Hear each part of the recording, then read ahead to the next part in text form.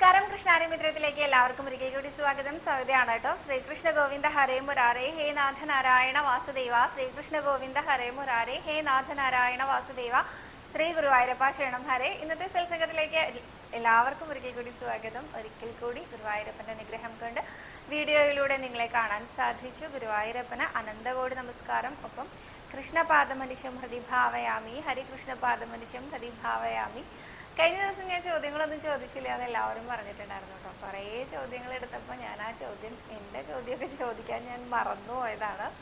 അപ്പോൾ ഇന്ന് ഒരു ചോദ്യവും പിന്നെ അതുപോലെ തന്നെ നിങ്ങളുടെ ചോദ്യങ്ങളും കുറച്ച് കഥയൊക്കെ ആയിട്ട് നമുക്കിങ്ങനെ മുന്നോട്ട് പോകാം അല്ലേ. അപ്പം ഇന്ന് ആദ്യമായിട്ട് ചോദിച്ചിരിക്കുന്നത് ലക്ഷ്മി മോഹൻ എന്ന ഭക്തയാണ്. സവിത ഏകാദശി നോൽക്കുന്നത് എങ്ങനെയാണ്? സവിത എല്ലാ മാസത്തിലും ഏകാദശി നോൽക്കാറുണ്ടോ? ഗുരുവായൂർ ഏകാദശി ദിവസം സീനിയർ സിറ്റിസൺ ക്യൂ ഉണ്ടോ? ഇത്രയും ചോദ്യങ്ങളാണ് കേട്ടോ. ഒന്നാമത്തെ ഏകാദശിയെ കുറിച്ച് ഞാൻ കുറച്ചും കൂടി കഴിഞ്ഞിട്ട് പറയാം. ഡിസംബർ 1-ാം തീയതിയാണ് നമ്മുടെ ഗുരുവായൂർ ഏകാദശി വരുന്നത്. അപ്പോൾ നവംബർ 15 കൂടിയിട്ടൊക്കെ നമുക്ക് ഏകാദശിയെ കുറിച്ച് വിശദമായിട്ടുള്ള വീഡിയോ ചെയ്യാമെന്ന് വിചാരിക്കുന്നു. അടുത്തതായിട്ട് ഏകാദശി ഞാൻ നോൽക്കാറുണ്ടോ? ഞാൻ നോൽക്കാറൊക്കെ ഉണ്ട്. സ്ഥിരമായിട്ട് മുടങ്ങാതെ ഏകാദശി നോൽക്കുന്ന ഒരാളല്ല ഞാൻ. ഇടയ്ക്കൊക്കെ ഏകാദശി നോൽക്കുന്ന ആളാണ്. ഗുരുവായൂർ ഏകാദശി മുടങ്ങാതെ നോൽക്കാൻ സാധിക്കാറുണ്ട് ഗുരുവായൂരപ്പൻ്റെ അനുഗ്രഹം കൊണ്ട്. തൃപ്രയാർ ഏകാദശി, ധന്വന്തരിയുടെ ഏകാദശി, ഇതൊക്കെയാണ് ഞാൻ സൃഗവാദൽ ഏകാദശി എന്ന് പറയാറുണ്ടല്ലോ. ഇതൊക്കെയാണ് ഞാൻ എന്തായാലും നോൽക്കാറുള്ളത്. അല്ലാതെ ഇൻ ബിറ്റ്വീൻ വരുന്ന ഏകാദശികളും ഇടയ്ക്കൊക്കെ നോൽക്കാറുണ്ടെന്നേ ഉള്ളൂ കേട്ടോ. പിന്നെ അടുത്തതായിട്ട് ഞാൻ ആ മെസ്സേജ് വായിക്കാം കേട്ടോ. ജയശ്രീ പ്രദീപ് എന്ന ഭക്തയാണ് അയച്ചിരിക്കുന്നത്. മോളെ, പണ്ട് മുതലേ രാവിലെയും സന്ധ്യയ്ക്കും വിളക്ക് വെച്ച് കഴിഞ്ഞാൽ നാരായണായ നമശിവായ, അമ്മേ നാരായണ, അല്ലെങ്കിൽ കീർത്തനങ്ങൾ, അതായത് അഞ്ജന ശ്രീധര തുടങ്ങുന്ന നരണ ഇങ്ങനെ തുടങ്ങിയവയെല്ലാം ആണ് ചൊല്ലാറുള്ളത്. എന്നാൽ ഇന്ന് യൂട്യൂബിൽ പല ജ്യോത്സ്യന്മാരും പല മന്ത്രങ്ങളും ഗായത്രികളും, അതായത് സുദർശന മന്ത്രം, സന്താനഗോപാല മന്ത്രം, രാജഗോപാല മന്ത്രം തുടങ്ങി നിരവധി മന്ത്രങ്ങളും വിഷ്ണു ഗായത്രി, ശിവഗായത്രി, നരസിംഹ ഗായത്രി, അങ്ങനെ ഒട്ടനവധി മന്ത്രങ്ങളും ഗായത്രികളും ചൊല്ലുന്നതിനെ പറ്റി പറയാറുണ്ട്. അതിൻ്റെ ഫലശ്രുതി കേൾക്കുമ്പോൾ ചൊല്ലാൻ തോന്നും. എൻ്റെ സംശയം, ഈ മന്ത്രങ്ങളും സ്തോത്രങ്ങളും ഗായത്രികളും അബ്രാഹ്മണരായിട്ടുള്ള നോൺ വെജ് എല്ലാം ഉപയോഗിക്കുന്ന സാധാരണക്കാർക്ക് ചൊല്ലാൻ പാടുണ്ടോ എന്നുള്ളതാണ്. ഒന്നാമത്തെ കാരണം, ബ്രാഹ്മണർ അങ്ങനെയൊന്നുമില്ല. കർമ്മം കൊണ്ടാണ് നമ്മൾ ബ്രാഹ്മണരാവേണ്ടതെന്നാണ് പറയാം. രണ്ടാമത്തെ കാര്യം, നോൺ വെജ് ഉപയോഗിച്ച് കഴിക്കാൻ പാടുമോ? സാധാരണ നമ്മളുടെ നിത്യജീവിതത്തിൽ വരുന്ന ചെറിയ ചെറിയ എന്താ പറയുക, നമുക്ക് അശുദ്ധികൾ അതുണ്ടാവുമല്ലോ, അതൊക്കെ വെച്ച് ചൊല്ലാൻ പാടുമോ? നല്ല ചോദ്യമാണത്. പക്ഷെ അതിന് എൻ്റെ മറുപടി എന്താണെന്നറിയോ? അനേകം യൂട്യൂബേഴ്സ് ഉണ്ട്, ഞാനടക്കം. നിങ്ങൾക്ക് ഏതെങ്കിലും ഒരാളെ ഗുരുസ്ഥാനത്ത് തിരഞ്ഞെടുത്ത് അയാളെ ഫോളോ ചെയ്യൂ. അത് ഞാൻ തന്നെ ആവണമെന്നൊന്നും അല്ല കേട്ടോ ഞാൻ പറയണേ. എനിക്കങ്ങനെ ഗുരു ആവാനുള്ള ആ ഒരു മെച്യൂരിറ്റി ഒന്നും ആയിട്ടില്ല. അതെനിക്ക് പല കാര്യങ്ങളിലും തോന്നാറുണ്ട്. പക്ഷെ നിങ്ങൾ പല ആൾക്കാരെ ഫോളോ ചെയ്താൽ എന്താ വെച്ചാൽ ഡിസ്ട്രാക്റ്റ് ആയി പോവാൻ സാധ്യതയുണ്ട്. ഒന്നാമത് നോക്കൂ, നമ്മുടെ ഭക്തി ഒന്നും അത്ര ഉറച്ച ഭക്തിയാണ് എന്നൊന്നും എനിക്ക് തോന്നാറില്ല. എൻ്റെ കാര്യം എന്തായാലും അല്ല. പല കാര്യങ്ങൾ കേൾക്കുമ്പോഴും എനിക്ക് തോന്നും, അങ്ങനെയാണോ ഇങ്ങനെയാണോ. അപ്പോൾ ആചാര്യൻ ഇതിനൊരു ഉദാഹരണം പറയാറുള്ളത്, നമ്മളെല്ലാവരും വിദ്യയ്ക്ക് വേണ്ടി ആരെ ആശ്രയിക്കാറുണ്ട്? സരസ്വതി ദേവിയെ വിദ്യയ്ക്ക് വേണ്ടി ആശ്രയിക്കാറുണ്ട്. അയ്യപ്പസ്വാമിയെ വിദ്യയ്ക്ക് വേണ്ടി ആശ്രയിക്കാറുണ്ട്. നമ്മൾ സൗന്ദര്യത്തിന് വേണ്ടിയിട്ട് ആരെയാ? ഭഗവതിയെ സ്തുതിക്കാറുണ്ട് എന്ന് പറയാറുണ്ട്. നമ്മൾ ധനത്തിന് വേണ്ടി കുബേരൻ്റെ ആ ഒരു എന്താ പറയുക, കുബേര പ്രതിമയൊക്കെ വാങ്ങി വയ്ക്കാറുണ്ട്.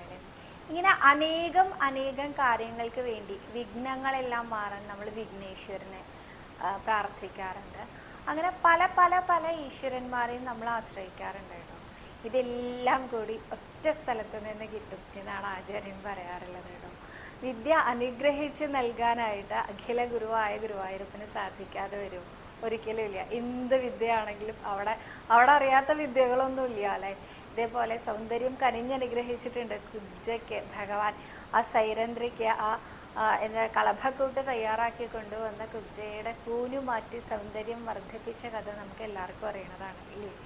ഇനി ഞാൻ തന്നെയാട്ടോ അതിനടുത്ത ഉദാഹരണം. സൗന്ദര്യം തന്നു എന്ന് ഭഗവാൻ വിശ്വസിക്കുന്ന ഒരാൾ ഞാനാണ്. കാരണം ഞാൻ ഇതിനു മുമ്പും ലൈവിലും ഒക്കെ പറഞ്ഞിട്ടുള്ളതാണ്, എന്നെ കാണാൻ വലിയ ഭംഗിയും സൗന്ദര്യമൊന്നുമില്ല, ഉണ്ടെന്ന് ഞാൻ വിശ്വസിക്കുന്നുമില്ല. പക്ഷെ പല ആൾക്കാരും മോള് നല്ലതാ, മോൾ ഐശ്വര്യമുള്ള കുട്ടിയാ എന്ന് പറയുന്നത് ഗുരുവായൂരപ്പൻ്റെ അനുഗ്രഹം കൊണ്ടാണെന്നേ. അപ്പോൾ സൗന്ദര്യത്തിന് വേറെ എവിടെയും പോണ്ട. ഇനി ധനം ഉണ്ടാവാനോ ഭഗവാനെ കഴിഞ്ഞേ ഉള്ളൂ, വേറെ ആരും. ലക്ഷ്മി വല്ലഭനാണ് ഗുരുവായൂരപ്പൻ. നമുക്ക് അനേകം കഥകൾ അറിയാം. അതിലൊരു കഥയാണ് കുചേലവൃത്തം കഥ എന്നുള്ളത് നമുക്കറിയാം. അപ്പൊ ഇനി വേറെ എന്തിനാ ഓരോരുത്തരെ, എന്നാൽ ഇവരെയൊന്നും നിന്ദിക്കണം എന്നല്ല കേട്ടോ ഞാൻ പറഞ്ഞത്.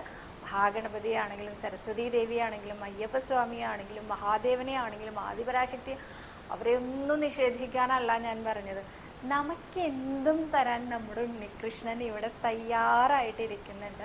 അപ്പോൾ എന്തൊക്കെയാ വേണ്ടത് ഗുരുവായൂരപ്പനോട് പറഞ്ഞോളൂ, ധൈര്യമായിട്ട് പറഞ്ഞോളൂ എന്ന് പറയാറുണ്ട് ആചാര്യൻ. അപ്പം ഇതെല്ലാം ഒറ്റ സ്ഥലത്തു നിന്ന് കിട്ടും. ഇതേമാതിരി തന്നെയാണ് ഇപ്പം നവമാധ്യമങ്ങളിൽ യൂട്യൂബിലൂടെയൊക്കെ വരുന്ന എല്ലാം കൂടി ഒറ്റ സ്ഥലത്തു നിന്ന് കിട്ടുന്ന ആചാര്യനെ നിങ്ങൾ കണ്ടുപിടിക്കൂ. നിങ്ങൾ ആ ആചാര്യനെ എന്തായാലും ഫോളോ ചെയ്യൂ. മറ്റുള്ളവർ പറയുന്നതൊന്നും കേൾക്കണ്ടെന്നല്ല കേട്ടോ. നല്ല നല്ല കഥകൾ പറയണ അനേകം പേരുണ്ടായിരിക്കും. പക്ഷെ നിങ്ങൾ ജീവിതത്തിൽ ഫോളോ ചെയ്യേണ്ട ഒറ്റ ഒരാളുണ്ടായിരിക്കണം. ആ ആൾ എന്താണോ പറയുന്നത്, ഗുരുവായി സങ്കല്പിച്ച ആ ആളുടെ വാക്കുകൾ നിങ്ങൾ കേൾക്കാൻ തയ്യാറാവണം. മറ്റുള്ള യൂട്യൂബേഴ്സിനെയൊക്കെ കണ്ടോളൂ, എന്നെയും കണ്ടോളൂ, എനിക്കും സന്തോഷമാവും. പക്ഷെ ഒപ്പം നിങ്ങളുടെ മനസ്സിൽ ഉറച്ച ഒരാളിൽ വിശ്വസിച്ച് മുന്നോട്ട് പോകണം. ഞാനിപ്പോൾ പല യൂട്യൂബേഴ്സിനെയും ഞാൻ കാണാറുണ്ട് കേട്ടോ, ഞാൻ ശ്രദ്ധിക്കാറുണ്ട് കേട്ടോ. അവർ പറയണ കഥകൾ ചില ആൾക്കാരെയൊക്കെ ഞാൻ അട്രാക്റ്റീവായിട്ട് തോന്നിയിട്ട് ഇരുന്ന് കേൾക്കാറൊക്കെ ഉണ്ട്. പക്ഷെ എനിക്ക് എന്തെങ്കിലും ഒരു കഥ നിങ്ങളുടെ മുമ്പിൽ അവതരിപ്പിക്കണമെങ്കിൽ ആചാര്യൻ്റെ സമ്മതം വേണം, അല്ലെങ്കിൽ ആചാര്യൻ അതിനൊരു ആധികാരികത വരുത്തിയാലേ ഞാൻ പറയാറുള്ളൂ. എന്താ കാരണം എന്ന് വെച്ചാൽ എനിക്ക് അത്രയും വിശ്വാസം അദ്ദേഹത്തിനെയാണ്. അപ്പോൾ അദ്ദേഹമാണോ പറയണേ അത് പറയാനാണ് എനിക്ക് താല്പര്യം. അദ്ദേഹം ഇത് പറഞ്ഞിട്ടുണ്ട്, അതുകൊണ്ട് ഇതന്നെയാണ് ശരി എന്ന് വിശ്വസിക്കുന്നത് ഒരേ ഒരാളേ ഉള്ളൂ എനിക്ക്. അതുകൊണ്ടാണ് ഞാൻ അദ്ദേഹം പറയുന്ന കാര്യങ്ങൾ പറയണത്. ഇനി ആചാര്യൻ ആരാധന കൂടി പറയണം. തോട്ടം കൃഷ്ണൻ നമ്പൂതിരി, ബ്രഹ്മശ്രീ ഭാഗവത വാചസ്പതി എന്നറിയപ്പെടുന്ന തോട്ടം കൃഷ്ണൻ നമ്പൂതിരി അദ്ദേഹം ഇന്ന് ഇല്ല, വൈകുണ്ഠ ലോകത്തിലെ ഭഗവാന്റെ അടുത്താണ് അദ്ദേഹം. ഇപ്പം ഞാൻ എൻ്റെ എല്ലാ സംശയങ്ങളും അദ്ദേഹത്തിൻ്റെ മകൻ ഹരികൃഷ്ണൻ നമ്പൂതിരിയോടാണ് ചോദിക്കാറുള്ളത്. അപ്പോൾ അവർക്കൊരു ആധികാരികമായിട്ടൊരു ആൻസർ പറഞ്ഞാലേ ഞാൻ അത് എന്നാൽ അങ്ങനെ തന്നെയായിരിക്കും എന്ന് വിചാരിക്കാറുള്ളത്. ഇതേമാതിരി ആരെങ്കിലും ഒരാളെ ഫോളോ ചെയ്യൂ. അപ്പം ഈ ഒരു സംശയങ്ങളൊന്നും അധികം വരില്ല. ഇനി ഇതിൽ തന്നെ പറഞ്ഞിരിക്കുന്ന രാജഗോപാലമന്ത്രം, വിദ്യാഗോപാലമന്ത്രം, അങ്ങനെ ഗോപാലമന്ത്രം, സ്നാനഗോപാലമന്ത്രം, ഈ ഗോപാലമന്ത്രങ്ങളൊന്നും ജപിക്കുന്നതിൽ തെറ്റൊന്നുമില്ല കേട്ടോ. ഇതൊക്കെ ആർക്ക് വേണമെങ്കിലും ജപിക്കാം. ശുദ്ധം പാലിക്കാൻ തയ്യാറായിട്ടുള്ള ആർക്ക് വേണമെങ്കിലും ഇതൊക്കെ ചൊല്ലാട്ടോ. ഇനി ശുദ്ധം എന്താണ്? വൃത്തിയും ശുദ്ധവും രണ്ടും ഒന്നാണ് കേട്ടോ. നമ്മുടെ മനസ്സും ശരീരവും വൃത്തിയായും ശുദ്ധമായും ഇരിക്കുന്നുണ്ടെങ്കിൽ നമുക്കിതൊക്കെ ചൊല്ലാം. ഇതാണ് എൻ്റെ അഭിപ്രായം. ഇത് മനസ്സും ശരീരവും അങ്ങനെ എങ്ങനെയാ ശുദ്ധാക്കുക എന്ന് ചോദിച്ചാൽ, മനസ്സിലെ മാലിന്യം നമുക്ക് അങ്ങനെ പെട്ടെന്ന് നീക്കാനൊന്നും പറ്റില്ല കേട്ടോ. ഇത്രയും വർഷങ്ങളായിട്ട് നമ്മുടെ ഉള്ളിൽ നമ്മൾ തന്നെ ഉണ്ടാക്കി വെച്ച കുറേ കുറവുകൾ, പരിമിതികളൊക്കെ ഉണ്ട്. ഒരു വിധമൊക്കെ നാമജലിലൂടെ ഒഴുകിപ്പോവുക തന്നെ ചെയ്യും കേട്ടോ. ഇനിയുള്ള ശരീരത്തിൻ്റെ ശുദ്ധി ഉറപ്പുവരുത്തുക എന്ന് പറഞ്ഞാൽ കുളിക്കുക. പിന്നെ ഈ നോൺ വെജ് ഭക്ഷണം കഴിക്കണ്ടെന്നൊന്നും പറയണില്ല കേട്ടോ. പക്ഷെ അത് കഴിക്കുന്നതിന് മുമ്പ് ചൊല്ലാൻ പറ്റുകയാണെങ്കിൽ അത്രയും നല്ലതാണെന്ന് വിചാരിക്കുക. പിന്നെ ശുദ്ധമായ വീടും പരിസരവും ആവുക. അപ്പോൾ പിന്നെ നിങ്ങൾക്ക് ധൈര്യമായിട്ട് ജപിക്കാം കേട്ടോ. അങ്ങനെയാണ് എൻ്റെ അഭിപ്രായം. പക്ഷേ എൻ്റെ അഭിപ്രായം മാത്രം നിങ്ങൾ കണക്കിലെടുക്കണമെന്നില്ല. അടുത്ത ചോദ്യം, പുഷ്പ വിജയൻ എന്നൊരു ഭക്ത ചോദിച്ചിട്ടുണ്ട്. ഒരു കാര്യം ചോദിച്ചോട്ടെ, കദളിക്കൊല എടുത്തു വെക്കാൻ വഴിപാടുണ്ട്, എന്താണ് അതിന് ചെയ്യേണ്ടത്? എവിടെയാണ് വെക്കുക? കുല വാങ്ങി ക്യൂവിൽ നിൽക്കണോ? എല്ലാം ഒന്ന് പറയണേ എന്ന്. നമുക്ക് ഗുരുവായൂരപ്പന് കൊണ്ടുവരുന്ന എന്ത് സാധനങ്ങളാണെങ്കിലും കൊടിമരത്തിൻ്റെ ചോടയുള്ള ഭണ്ണാരത്തിൻ്റെ മുകളിൽ വെക്കുക എന്നുള്ള ഒരു ഓപ്ഷൻ ഉണ്ട്. അതല്ലെങ്കിൽ നാലമ്പലത്തിനകത്തേക്ക് പ്രവേശിക്കുന്ന സമയമാണെങ്കിൽ നാലമ്പലത്തിനകത്ത് മണ്ഡപത്തിൽ സമർപ്പിക്കുക എന്നുള്ളതാണ് അടുത്ത ഓപ്ഷൻ. നാലമ്പലത്തിനകത്തേക്ക് മണ്ഡപത്തിൽ വെക്കണം എന്നുണ്ടെങ്കിൽ നിങ്ങൾ തീർച്ചയായിട്ടും ക്യൂ സംവിധാനത്തിലൂടെ വേണം അകത്തേക്ക് കടക്കാൻ. അതല്ലെങ്കിൽ നിങ്ങൾക്ക് അധിക നേരം കദളിക്കൊലയും കൊണ്ട് നിൽക്കാൻ ബുദ്ധിമുട്ടുണ്ട് എങ്കിൽ 1000 രൂപയുടെ നെയ്വിളക്ക് ഷീട്ടാക്കിയിട്ടുള്ള ക്യൂ സംവിധാനത്തിലൂടെ പോകാം. ഇനി കദളിക്കൊല എങ്ങനെയാണ് വാങ്ങുക ചോദിച്ചാൽ, നടക്കിലുള്ള കടകളിലൊക്കെ കദളിക്കൊലയായിട്ട് വാങ്ങാൻ കിട്ടും കേട്ടോ. അപ്പോൾ അതിൻ്റെ തൂക്കത്തിനനുസരിച്ചാണ് തുക വരുന്നത്. അതടച്ച് വാങ്ങിച്ചിട്ട് നമുക്ക് ഈ പറഞ്ഞ സംവിധാനത്തിലൂടെ അകത്തേക്ക് പ്രവേശിച്ച് കൊണ്ടുവയ്ക്കാവുന്നതാണ് കേട്ടോ. അപ്പോൾ ഇനി അടുത്തതായിട്ട് ലേഖാരവി എന്ന ഒരു ഭക്തയാണ് ചോദിച്ചിരിക്കുന്നത്. എന്നാൽ മെസ്സേജ് വായിക്കാം കേട്ടോ. സവിത ഓരോ ദിവസവും പറഞ്ഞു തരുന്ന അറിവുകൾക്ക് സവിതയോടും ഇതിന് അവസരം തന്ന ഗുരുവായൂരപ്പനോടും നന്ദി പറയുന്നു. ഗുരുവായൂരപ്പ, സവിത മനസ്സമാധാനം കിട്ടാനും കുടുംബകലഹം ഒഴിയാനും ഞാൻ എന്താണ് ചെയ്യേണ്ടത്? നാരായണനാമം പാടുന്നുണ്ട്, നാരായണീയം എഴുതുന്നുണ്ട്, ദിവസവും ഭഗവാനെ നമസ്കരിക്കുന്നുണ്ട്. പക്ഷേ ഭഗവാൻ എന്നെ കാണുന്നില്ല എന്നാണ് തോന്നുന്നത്. ഇനി ഞാൻ എന്താ ചെയ്യേണ്ടത്? എല്ലാ മാസവും ഗുരുവായൂർ വരുന്നുണ്ട്, സവിത പറയുന്ന കാര്യങ്ങൾ ഫോളോ ചെയ്യാറുണ്ട്. 2 വർഷത്തോളമായി സവിതയിലൂടെ ഗുരുവായൂരപ്പനെ കൂടുതൽ അടുത്ത് അറിഞ്ഞു എന്നൊക്കെയാണ് പറഞ്ഞിരിക്കുന്നത്. വളരെ സന്തോഷം ലേഖ ചേച്ചി, വളരെ വളരെ സന്തോഷം ഇത്രയും നല്ല വാക്കുകൾ പറഞ്ഞതിന് ആദ്യമായിട്ട്. അടുത്തതായിട്ട് ഗുരുവായൂരപ്പൻ എന്നെ കേൾക്കുന്നില്ല എന്നുള്ള ആ വാചകം പിൻവലിക്കണം, ഇല്ലെങ്കിൽ ഗുരുവായൂരപ്പൻ പിന്നാലെ വരും എന്നാണ് പറയാനുള്ളത് കേട്ടോ. തീർച്ചയായിട്ടും ഗുരുവായൂരപ്പൻ അല്ലാതെ നമ്മളെ ആരാ കേൾക്കുക? നമ്മുടെ എല്ലാ സങ്കടങ്ങളും ഭഗവാൻ അല്ലാതെ ആരാ കേൾക്കുക? ഭഗവാൻ തന്നെയാണ് കേൾക്കുക. ഞാൻ ആചാര്യൻ പറയാറുള്ള കാര്യം ഞാൻ എപ്പോഴും പറയാറുണ്ട്, നമ്മളെ എന്തെങ്കിലും ഒരു കാര്യത്തിനായിട്ട് ഭഗവാനെ സമീപിച്ചാലുണ്ടല്ലോ, നിനക്കതുള്ളതാണ്, നിനക്കാണത് എന്നാണ് അത്രേ ഭഗവാൻ പറയാം. പണ്ടൊക്കെ എനിക്കും ഉണ്ടായിരുന്നു കേട്ടോ ധാരണ, നമ്മൾ പ്രാർത്ഥിക്കുന്ന എല്ലാ കാര്യങ്ങളൊന്നും ഭഗവാൻ നമുക്ക് നേരെയാക്കി തരില്ല, ചില കാര്യങ്ങളൊക്കെ നമുക്കൊന്ന് നേരെയാക്കി തരാം എന്നേ ഉള്ളൂ, ബാക്കിയുള്ളതൊന്നും നമുക്ക് അർഹത ഉണ്ടാവില്ല. അതുകൊണ്ടാവുന്നു ഒന്നുമല്ല കേട്ടോ, എല്ലാം തരും ഭഗവാൻ. നമ്മൾ എന്താണോ പ്രാർത്ഥിക്കണം അതെല്ലാം നമുക്ക് തരും. അപ്പോൾ പല ആൾക്കാരും ഈ പറഞ്ഞ സംശയത്തിൽ ഭഗവാൻ തരണില്ലല്ലോ പക്ഷേ എന്ന്, കാത്തിരിക്കൂ. ഭഗവാന്റെ ഏറ്റവും വലിയ പോളിസി അതാണ്, കാത്തിരിക്കൂ. ക്ഷിപ്രപ്രസാദിയാണ് ഭഗവാൻ എന്നൊന്നും പറയാൻ ഞാൻ ആളല്ല. പക്ഷേ ഉണ്ടല്ലോ, ഭഗവാൻ പ്രസാദിച്ചാൽ ഉണ്ടല്ലോ അതിൻ്റെ അപ്പുറത്തേക്ക് ഒരു അനുഗ്രഹം നമുക്ക് കിട്ടാനില്ല എന്ന് തോന്നും. ദ ബെസ്റ്റ് ആണ് നമുക്ക് ഗുരുവായൂരപ്പൻ എപ്പോഴും തരുള്ളൂ. അപ്പോൾ അതിനു വേണ്ടി നമ്മൾ എന്താ ചെയ്യേണ്ടത് വെച്ചാൽ കുറച്ച് നേരം കാത്തിരിക്കുക മാത്രമേ വേണ്ടൂ. ഭഗവാൻ നമ്മൾ ഒരു ആവശ്യമായിട്ട് നമ്മൾ ഗുരുവായൂരപ്പൻ്റെ മുമ്പിൽ പോയാൽ ഭഗവാൻ ഏറ്റവും ആദ്യം പറയാ തഥാസ്തു, അത് നിനക്കുള്ളതാണ്, പക്ഷേ നീ കാത്തിരിക്കൂ, നിനക്കത് ഞാൻ ഇത്ര ദിവസം കഴിഞ്ഞാൽ തരാം എന്നാണത്രേ. ആ ഇത്ര ദിവസം എന്നുള്ള കാത്തിരിപ്പുണ്ടല്ലോ, അതാണ് നമ്മളിൽ പലർക്കും പറ്റാത്തത്. നമ്മൾ കുറച്ച് ദിവസമൊക്കെ വെയിറ്റ് ചെയ്തിട്ട് എന്താ ചെയ്യുക, മതി ഇത്രയൊക്കെ വയ്ക്കൂ. എനിക്ക് ഇത് പല അനുഭവങ്ങളും ഉണ്ട് കേട്ടോ. ഗുരുവായൂർ അമ്പലത്തിൽ വരിയിൽ നിൽക്കുന്ന ആൾക്കാർ ചീത്ത വിളിക്കുന്നത് ഞാൻ കേൾക്കാറുണ്ട്. പല പല കാരണങ്ങൾ കൊണ്ടാവും, അവർക്ക് നിന്ന് വയ്യാത്തതുകൊണ്ടായിരിക്കും. പക്ഷേ നിന്ന് വയ്യാതാവുന്ന ആളുകളൊക്കെ കുറച്ച് നേരം ഗുരുവായൂരപ്പ എനിക്കൊന്ന് വേഗം തൊഴാൻ എന്താ ഞാൻ ചെയ്യുക, ഉണ്ണി കൃഷ്ണ ഞാൻ എത്ര നേരമായി ഇവിടെ കാത്തു നിൽക്കുന്നു എന്ന് ഭഗവാനോടല്ലേ ചോദിക്കണ്ടേ? എൻ്റെ ഒരു ചോദ്യമാണത്. അതിന് പകരം വരിയിൽ നിന്നിട്ട് അടുത്തുള്ള വരിയുടെ ആൾക്കാരെ ചീത്ത പറയുക, അല്ലെങ്കിൽ നിങ്ങൾ ആരാ ഇങ്ങനെ എന്ന് ചോദിച്ച് ഉദ്യോഗസ്ഥന്മാരോട് തട്ടിക്കുക, ഇതൊന്നുമല്ല അതിനുള്ള പരിഹാരം. നമ്മൾ ആരെ കാണാനാണോ അവിടെ നിൽക്കുന്നത്, നമ്മൾ സാധാരണ ആളെ കാണാനല്ല അവിടെ നിൽക്കണേ, നമ്മൾ ഈ പ്രപഞ്ചം മുഴുവൻ നിറഞ്ഞു നിൽക്കണം നമ്മുടെ ഉണ്ണികൃഷ്ണനെ കാണാനാണ്. അപ്പോൾ ഈ പ്രപഞ്ചം മുഴുവൻ നിറഞ്ഞു നിൽക്കുന്ന ഉണ്ണികൃഷ്ണനെ കാണാൻ നമ്മളെന്തിനാ ക്യൂ നിൽക്കണേ?